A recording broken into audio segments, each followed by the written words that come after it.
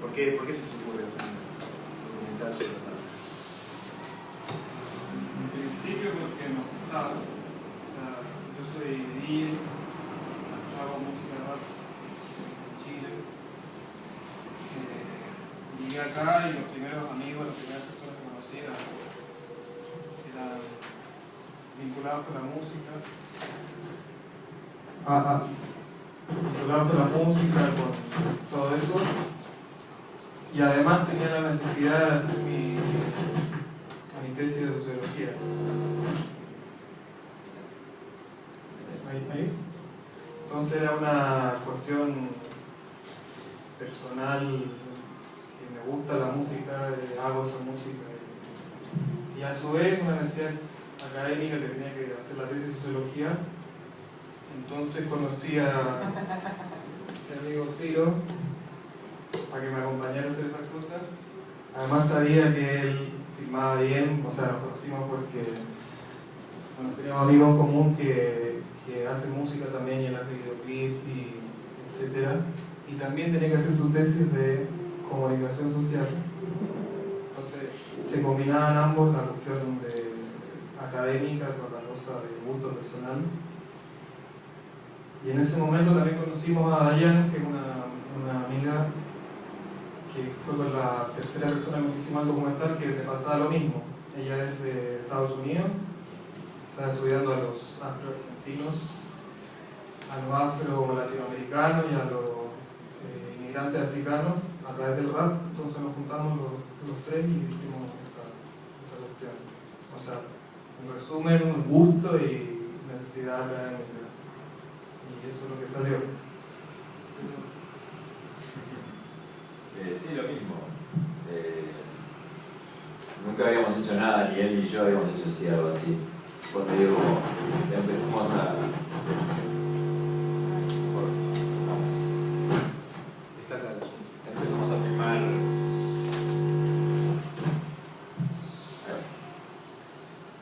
Empezamos a filmar... Generalmente las películas se filman con un guión y esto no tenía un guión. Era básicamente una película dirigida por un sociólogo. Entonces había que filmar todo. Entonces.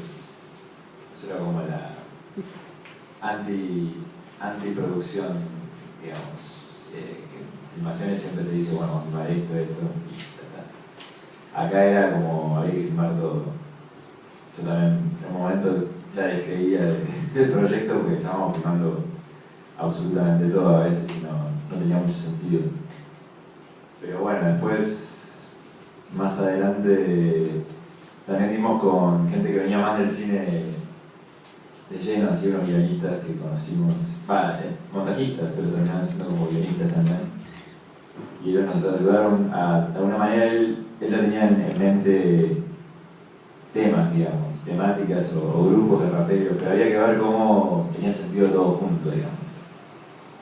Y ellos nos dieron una gran mano para armar todo eso, que es como una especie de Alcoyana, como se conecta todo por conexiones a veces medio fáciles, digamos, o sea, medio, digamos, uno nombra al otro, o es como una cuestión medio que va así, pero ellos nos ayudaron a darle una forma, digamos.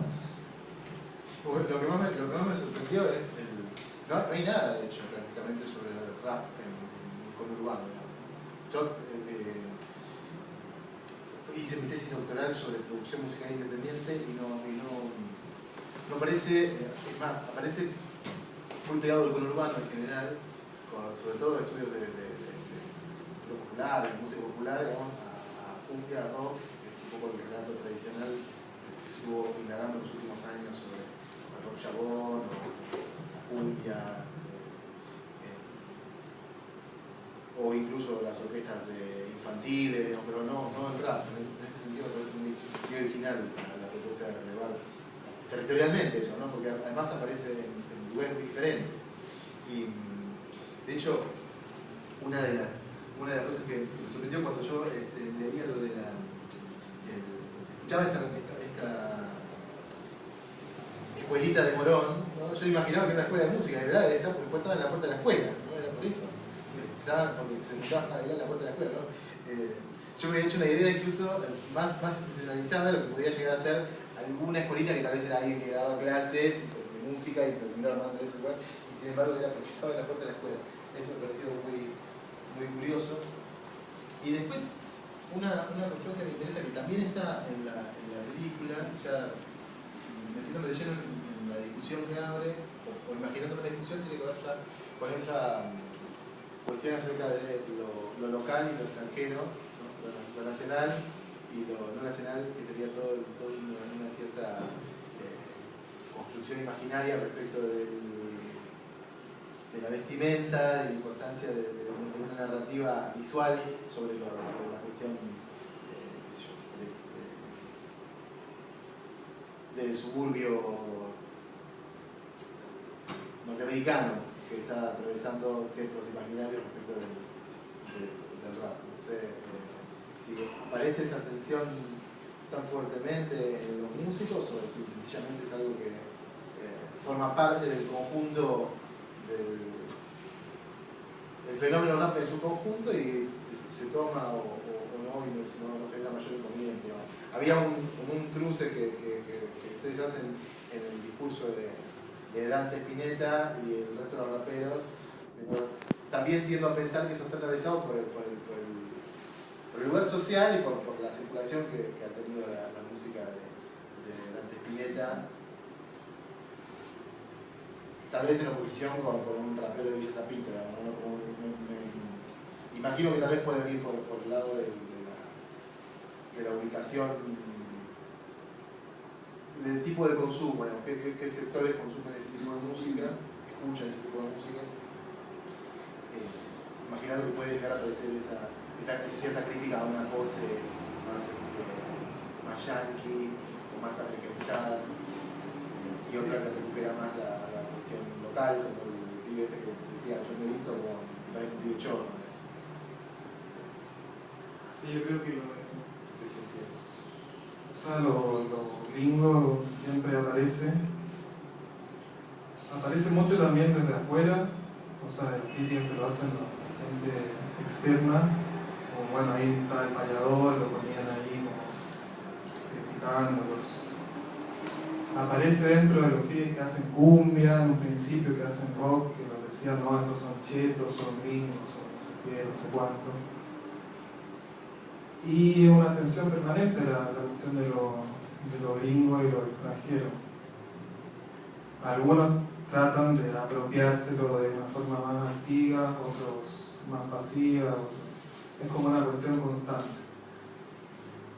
Pero eso para mí también hace que, justamente como dices tú, que se junten sectores sociales muy distintos. O sea, que llega de los medios de comunicación, que lo utilizan gente de distintos sectores sociales y ahí se da un cruce como bien particular. O sea, si tú vas a una fiesta que Lost, no sé si algunos fueron, es una fiesta que se mezclan personas de todos sectores sociales, gringos, extranjeros, no sé qué, y bien loco igual, como esa mezcla. Que tiene que ver con la fascinación con lo extranjero y también que se pueden, no sé, juntar todos en ese mismo espacio. Bien contradictorio y todo, pero se da permanentemente esa cuestión. Sí, también tiene que ver con esto que una prueba de Dante, tiene que ver también con el montaje de alguna manera, porque es como pusimos a hablar gente que en realidad por ahí no estaba hablando entre sí, no se contestaban, lo pusimos nosotros, digamos, a confrontarse, que en realidad por ahí Dante, a ese que le dice, no me importa cómo me tengo que vestir, y el otro dice, sí, la ropa es muy importante, ellos en sí no están dialogando, los pusimos a dialogar nosotros, digamos, porque ellos en realidad son hasta amigos, trabajaron juntos, entonces como la película también tiene eso, es como que toma, digamos, discursos y los pone en confrontación, aunque en realidad no, realmente por ahí esos personajes no estén realmente. Bueno, pero Dante hace como una crítica acerca de cierta. No, bueno, Dante la verdad que sirve mucho para. Es como muy así, muy de contestar, digamos. Pum. Pero a mí, como tu pregunta, me trae esta cuestión también, como lo pusimos de alguna manera como nosotros también de alguna manera necesitábamos hablar de ciertas cosas, digamos, o sea, de ciertos temas. Y es como que, por ejemplo, Dante nos servía mucho, y y entraba como a contestarle, digamos, por ejemplo, también lo de cuando le contesta, digamos, que yo hago música como quiero, digamos, que música es libertad. O sea, toda esa cuestión que es como, él aparece, digamos, para digamos así, para hacer como una contestación y entrar, digamos, en introducir temas, digamos. Sí, sí. Sí, igual Dante se lo critica, o sea, es cierto. Sí. O sea, se lo admira y se lo critica, por ejemplo. O sea, como tú dices, por el simple hecho de ser hijo de Spinetta, ya lo hace una distancia. O sea, el hecho de tú ser de clase un poquito más arriba ya es una cosa negativa, de partida. Pero a pesar de eso, hay amistades, hay cosas, y el de clase un poquito más arriba te ayuda, te hace las bases, te invita a ciertas fiestas, va a ciertos boliches, o sea, hay una situación de negociación ahí entre los dos. O sea, por ejemplo, típica historia de un amigo de clase alta que lo ayuda o que le consigue este video, esta cuestión. O sea, no es tan radical como quizás se muestra en la película en ese instante muy sencillo, pero sí hay una cuestión así fuerte. O sea, eso es real.